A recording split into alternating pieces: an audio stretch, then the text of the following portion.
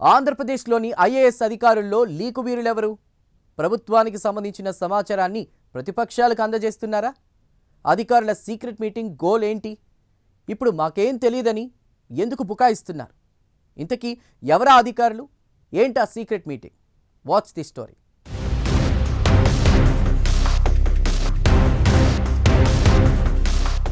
జగన్ సీఎంగా ఉన్నప్పుడు వ్యవస్థలు నాశనమయ్యాయి. ఇందుగలదు అందులేదు అన్నట్టుగా అన్ని వ్యవస్థల్లో కూడా జగన్ మనుషులున్నారు. మొత్తంగా ఏపీ రాష్ట్రాన్ని మొత్తం భ్రష్టు పట్టించారు. కూటమి ప్రభుత్వం అధికారంలోకి వచ్చిన తర్వాత ప్రక్షాళన దిశగా సీఎం చంద్రబాబు అడుగులు వేస్తున్నారు. అయితే కొన్ని శాఖల్లో జగన్ మనుషులు ఇప్పటికీ ఉండడంతో కూటమి ప్రభుత్వం ఇరకాటంలో పడుతోంది. అయితే ఇటీవల జగన్ కి అత్యంత దగ్గరి అధికారి చేసిన గూడుపుటాని వెలుగులోకొచ్చింది. ఆ తర్వాత కూటమి ప్రభుత్వం చర్యలకు ఉపక్రమించింది. తాడేపల్లిలోని ఓ అపార్ట్మెంట్లో జగన్ కు అత్యంత దగ్గరైన ఓ మాజీ ఐఏఎస్ అధికారిని కొందరు ఐఏఎస్ అధికారులు రహస్యంగా భేటీ అయ్యారు. ఈ అంశం ఇప్పుడు ప్రభుత్వ రాజకీయ వర్గాల్లో హాట్ టాపిక్ గా మారింది. దీంతో పలువురు సీనియర్ అధికారులపై వేటు వేస్తారనే టాక్ వినిపిస్తోంది.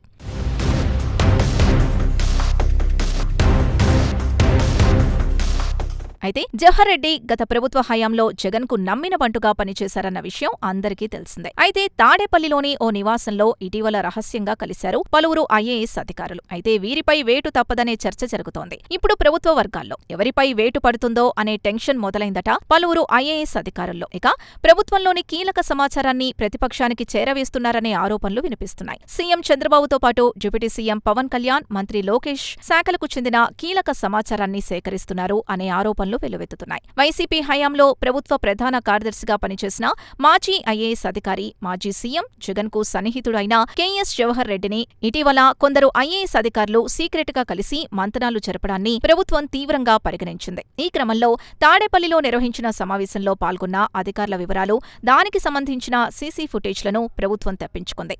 అన్ని వివరాల్ని సేకరించింది.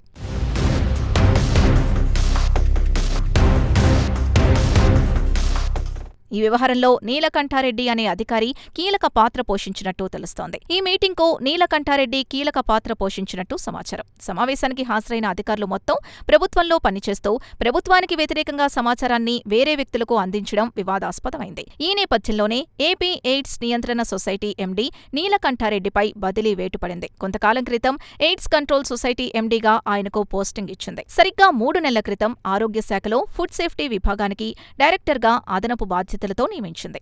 అయితే గూడుపుఠానీ వ్యవహారంలో ఆ అధికారి పాత్ర కీలకంగా ఉన్న నేపథ్యంలో ప్రభుత్వం వేటు వేసింది. 2017 బ్యాచ్ ఐఏఎస్ అధికారైన అతన్ని వెంటనే Andhra Pradesh state AIDS control society MD బాధ్యతల నుంచి తప్పుకోవాలని, ఆయనకు పోస్టింగ్ ఇవ్వకుండా జీఏడీలో రిపోర్ట్ చేయాలని ఆదేశించింది. జవహర్ రెడ్డిని కలిసిన ఐఏఎస్ అధికారులు కొందరిని ముఖ్యమంత్రి కార్యాలయానికి పిలిపించి వివరణ కోరినట్లు తెలుస్తోంది. మరికొందరు ఐఏఎస్ల వ్యవహారంపై ముఖ్యమంత్రి చంద్రబాబు తీవ్ర ఆగ్రహం వ్యక్తం చేసినట్లు ప్రభుత్వ వర్గాలు చెబుతున్నాయి.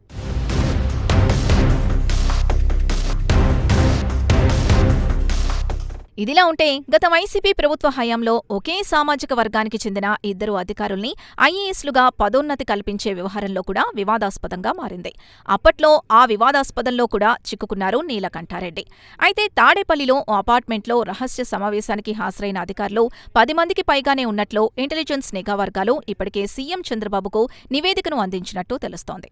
అయితే ఈ వ్యవహారంలో నీలకంఠారెడ్డితో పాటు సిఆర్డీఏ కమిషనర్ కన్నబాబు కూడా ఇందులో ఉన్నారంటూ వార్తల్లో చక్కర్లు కొడుతున్నాయి. ఈ నేపథ్యంలో ఆయన్ను పౌర సరఫరాల శాఖకు బదిలీ వేటు తప్పదని చెబుతున్నాయి సచివాలయ వర్గాలు. అయితే మరికొందరిపై కూడా బదిలీ వేటు తప్పదని అంటున్నారు. ఇంకొందరైతే జీఏడీకి రిపోర్ట్ చేసేలా ఆదేశాలు కూడా త్వరలో రాబోతున్నట్లు చెబుతున్నాయి. ఈ నేపథ్యంలోనే ఎవరిపై వేటు పడుతుందో అనే భయాందోళనలో సీనియర్ ఐఏఎస్లతో పాటు పలువురు అధికారులున్నట్లు తెలుస్తోంది. మరి ఈ ఇష్యూ ఏపీ సచివాలయంలో ఎలాంటి మలుపు తిప్పుతుందో వేచి చూడాలి.